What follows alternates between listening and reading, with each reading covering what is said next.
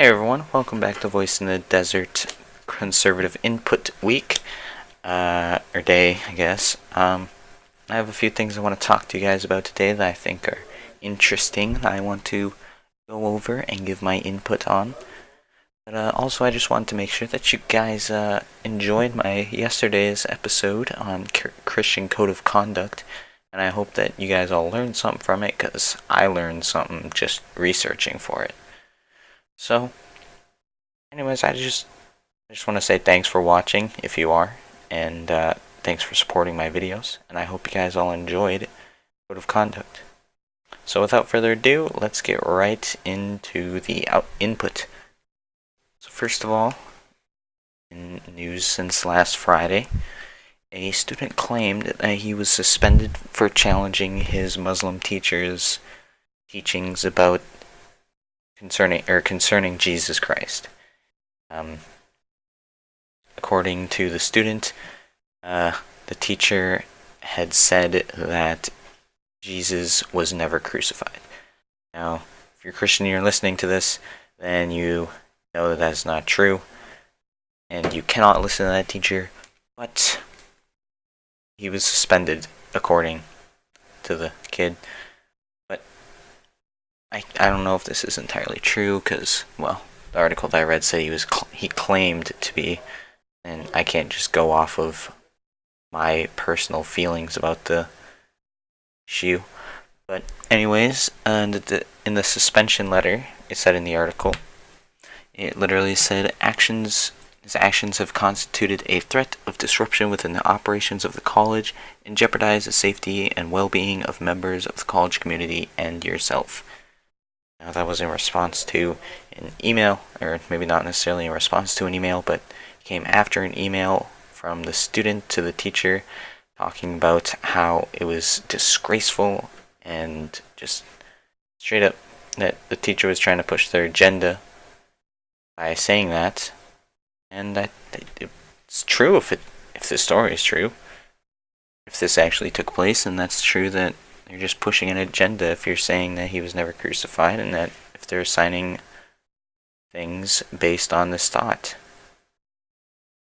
And now, in America, we have our First Amendment rights of freedom of speech.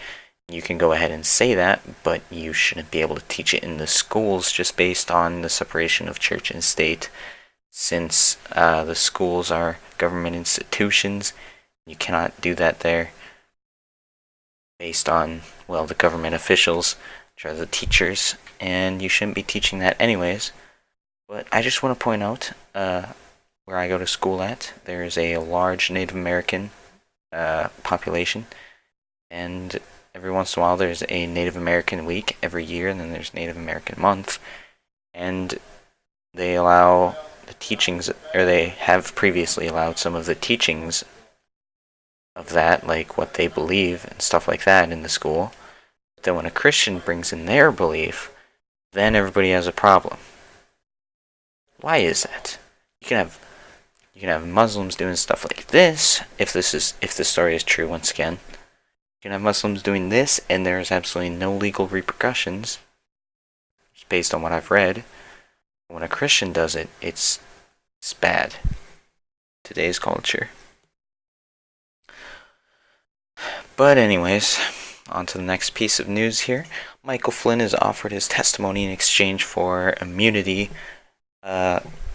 in the case concerning Trump's possible, quotation marks around possible, ties with the Russians. And I'm not going to completely just like, there's no way that's absolutely possible, because, well, he's kind of a interesting man. I don't necessarily like him, but I don't necessarily dislike him. There are things I dislike about him, but there are also things that I think he's doing good in.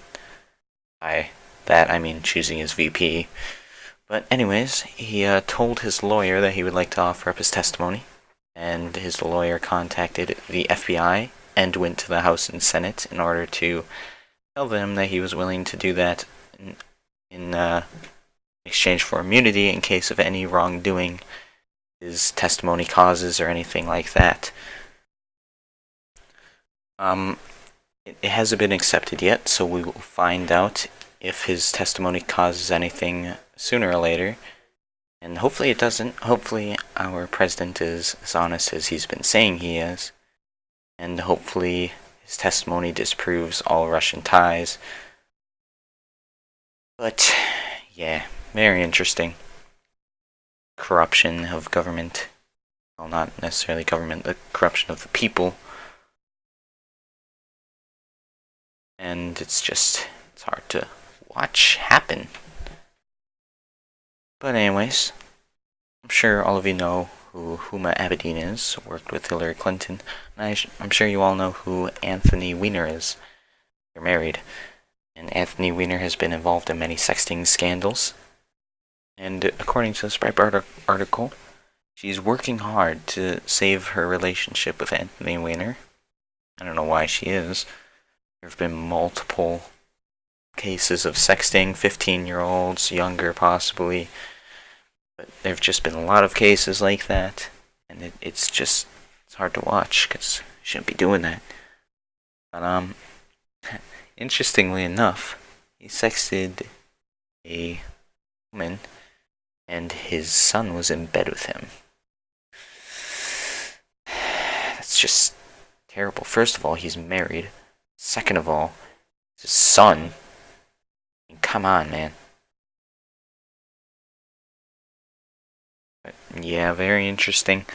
I don't know why she's working so hard for it. All of the family wants it to work out. And it's not good. Last October, Anthony apparently checked into a sex addiction facility to overcome these things, but he had to leave early because he ran out of money to pay for it, according to the Breitbart article. It's not good. This is why we shouldn't be addicted to a lot of things. That's why we do what we do, and we aren't like this.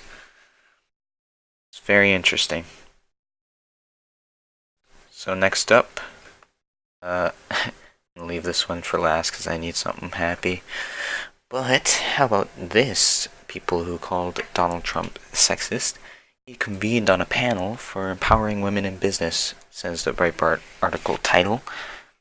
They got together and they wanted to, as the article says, where is it?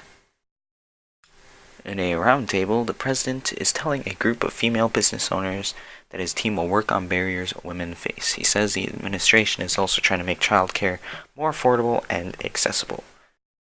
He's doing some good things, it seems like, so hopefully he can get it done. And I'd really love that to happen, since I don't want a president who is all talk but does never walk it. So, in North Carolina, there's a school district that fights for a pro-transgender message in the first grade curriculum. Sorry, I couldn't say that word. According to the Breitbart article, there is a book that they had given out that's called Jacob's New Dress.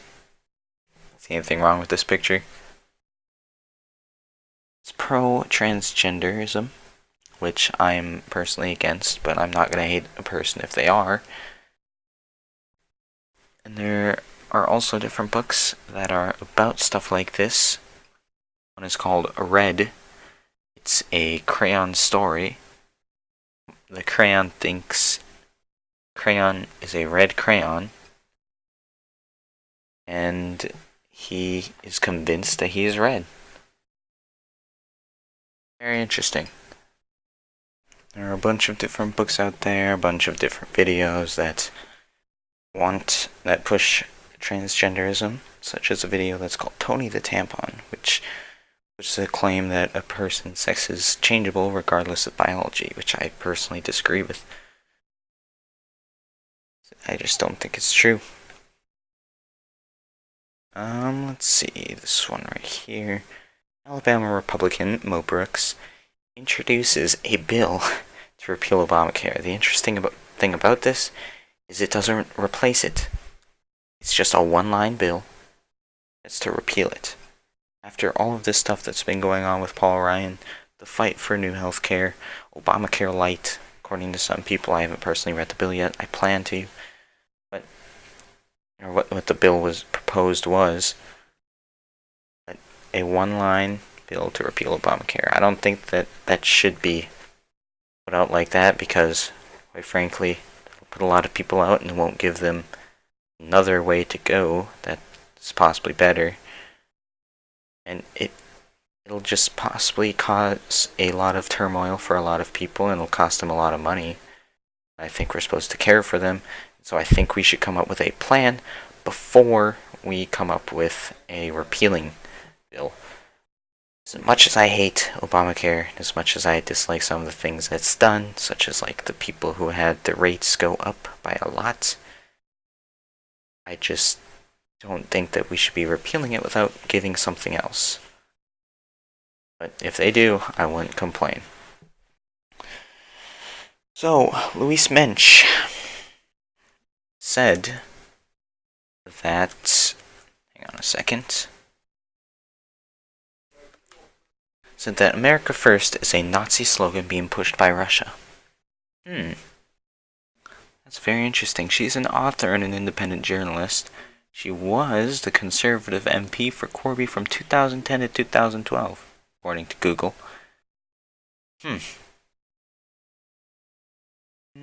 No. She sounds very...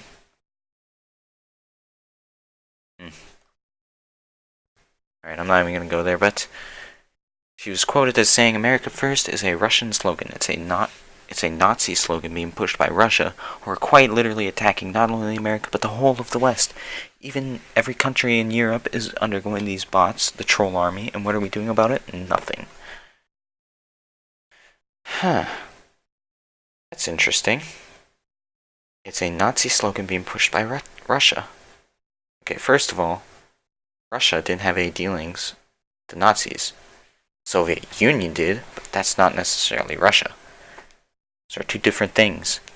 It's a Nazi slogan being pushed by them. The Soviet fought against the Nazis with us during World War II. Maybe not at the beginning, but they thought they had something to gain right away. Poland. They fought with us. I don't think she understands this. I just can't agree with her, because I do think we need to take care of ourselves, because our president's first duty is to his country.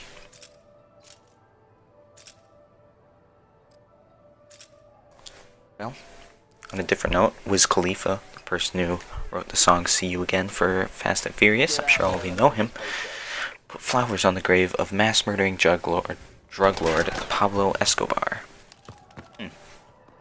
Real mature. Some people tweeted at him saying Colombians aren't proud.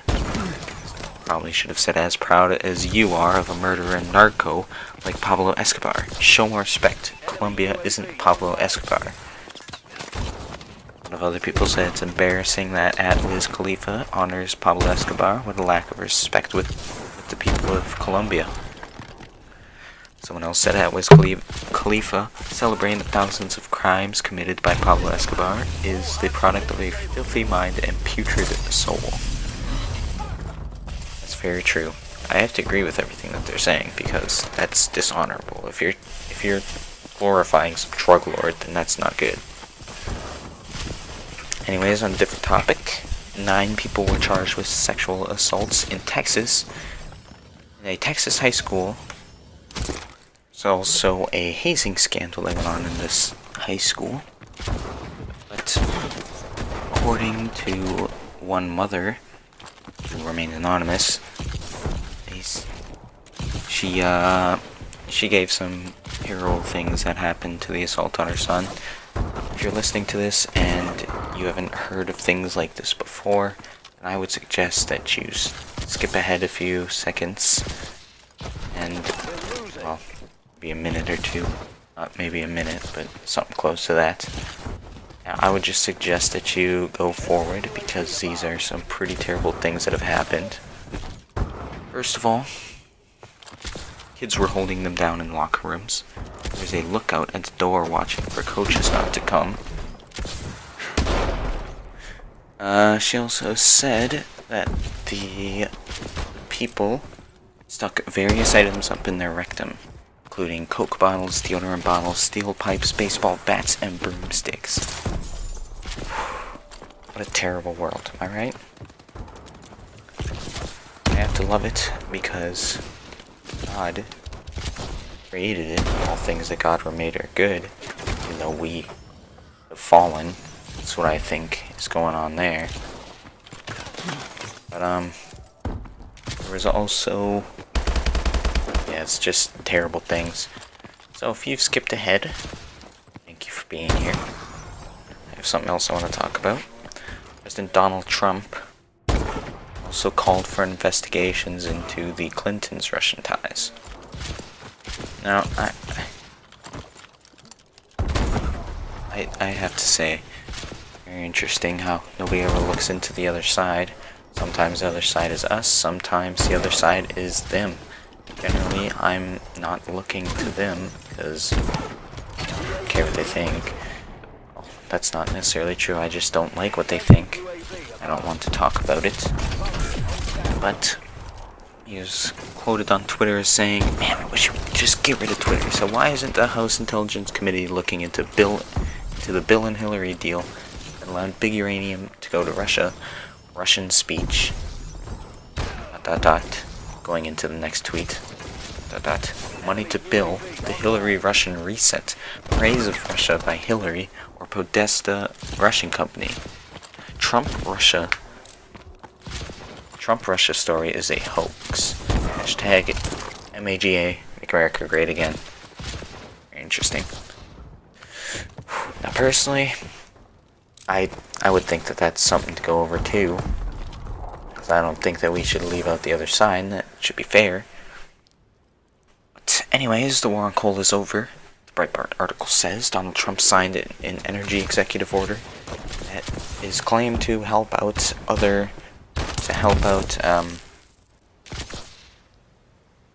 the coal industry, which, if anybody knows, was attacked once by the Clintons, very interestingly enough, under Obama. No. Those kind of people. But let me go over something happy. Something else that's happy, not political at all, but some parent, a dad, used a sign at an NBA game to troll his son's lackluster grades, according to the Breitbart article. In other words, put up a sign that talked about his son's grades and how terrible they were. The sign literally says, "Thomas, get your grades back up, and next time you'll be here." It was on television. That is amazing. I think that our parents should be taking more of a parenting role in the house, obviously, which is why they're called parents, and some people don't even deserve that title since they've walked out. And I just think that this is a good way to go. So anyways, I hope you guys enjoyed this day, and I hope that you guys enjoyed watching it. And if you did, please be sure to leave a like. And if you're new to the channel, please be sure to subscribe. Make sure you go check out my channel. It's on my last video's description. I'll eventually put it in this description as well, as soon as I have the time to edit it. And I hope you guys enjoy. Have a great weekend. And I will see you next Thursday, possibly, or the Thursday after that, or next Friday, actually. And I will see you guys next week.